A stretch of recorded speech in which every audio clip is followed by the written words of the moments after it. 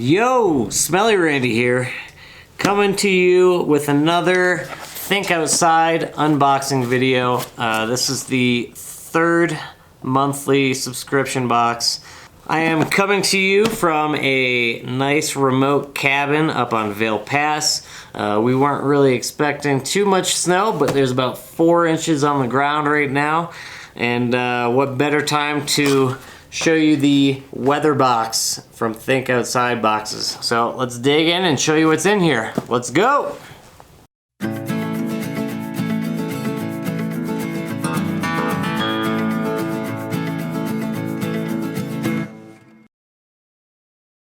Alright, so again, this is the weather box. Tornado on the front, very cool. Let's dig right in. We've got our instruction booklet right there. And if we open this up, all right, this month's gear, we've got a hat, a neck warmer, a backpack cover, emergency blanket, and resource cards.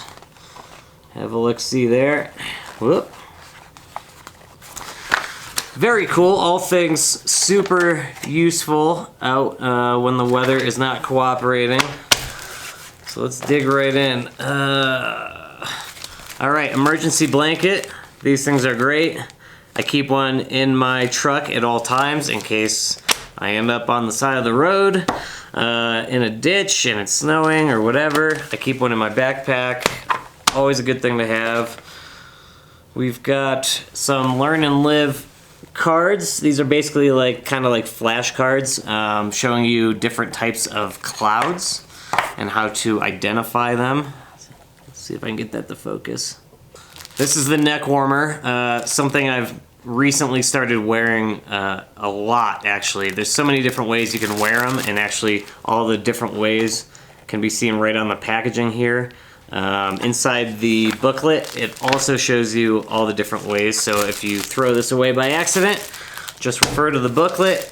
Shows you how to wear it as a neck warmer, a bandana, a headband, ponytail thing, whatever you want. Also in here, floppy hat.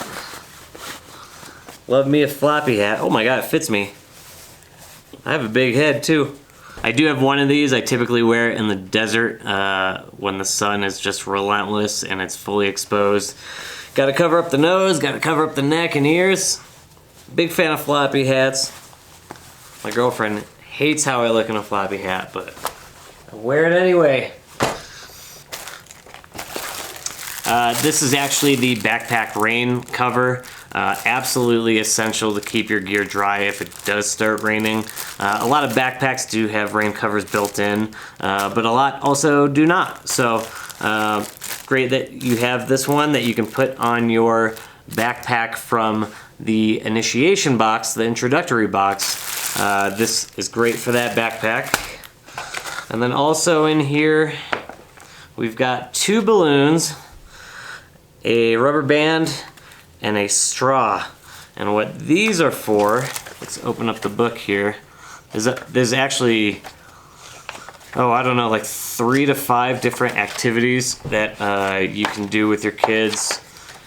Let's see. Yep, so one is a do-it-yourself barometer using a jar, the balloons, the straws, rubber band.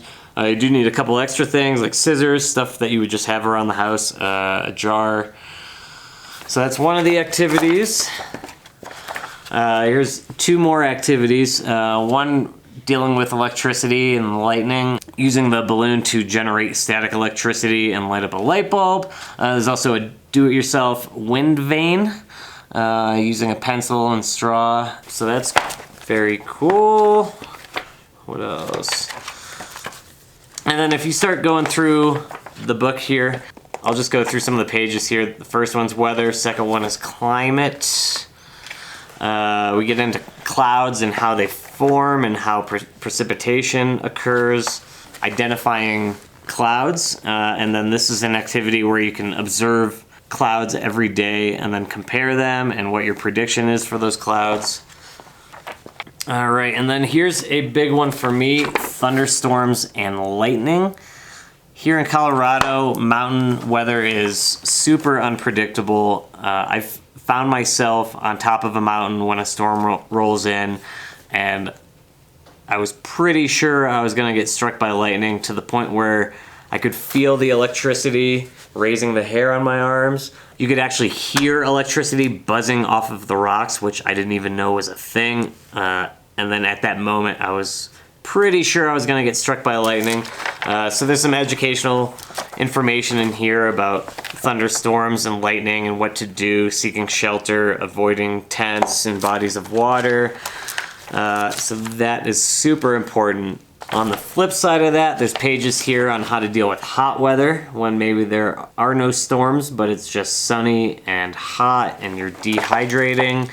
What to do if you're dehydrating, how to identify dehydration and heat stroke, what kind of clothes to wear for warm weather. On the flip side of that, there's also, on the next page, same information for cold weather. How to stay warm, identifying frostbite, which also applies to me because I've come very, very close to getting frostbite on my fingers in the past. There's a specific page here for how to use your emergency blanket if you ever do have to use it. Again, here's that page that shows you how to wear that neck warmer, all the different ways. I do like this page as well that shows you where to pitch a tent and how to identify more ideal places to pitch a tent, and also how to get a fire started when it's wet out, which is not easy. I don't care how much you know. Starting a fire when it's wet is such a hard thing to do. On the last page here, we've got another activity. It's just a Sudoku. And the last empathy page for this booklet talks about air quality, things you can do to help stay green, biking more, walking more. Just a good thing to, educate your kids on if that's a talk you've never had with them. And then on the back cover is our national park spotlight. Good old Yellowstone National Park in Wyoming and Montana. Fantastic park. Pictures of bison and geysers and waterfalls. Such an amazing area. I love teaching kids about national parks because, again, it's just not something I was ever taught about growing up. So yeah, let me show you the gear again real quick. Floppy hat. Adjustment here in the back. Adjustment around the chin to keep it from flying off of your head. How do I look? So this goes around your neck. In case it's windy out, you take this guy, press the button. Whoop. That's not going anywhere. And if it's too loose around your actual head, there's the adjustment back here. Pinch it, pull, and it tightens around your head here. So, 2 adjustments. Good to know. But yeah, this is a nice hat.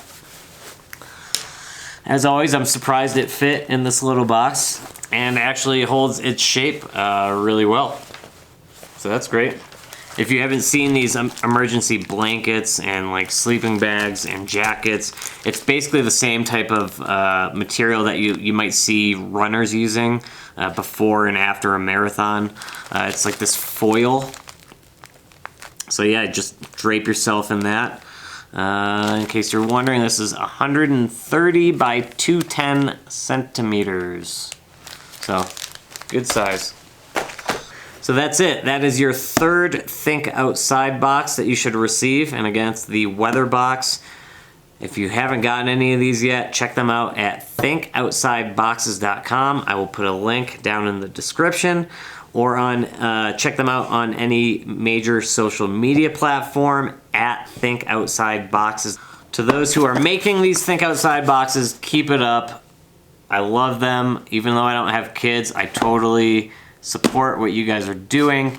Keep them coming. I'm going to keep posting more unboxing videos as I receive the boxes, so stay tuned for those. And until next time, happy trails!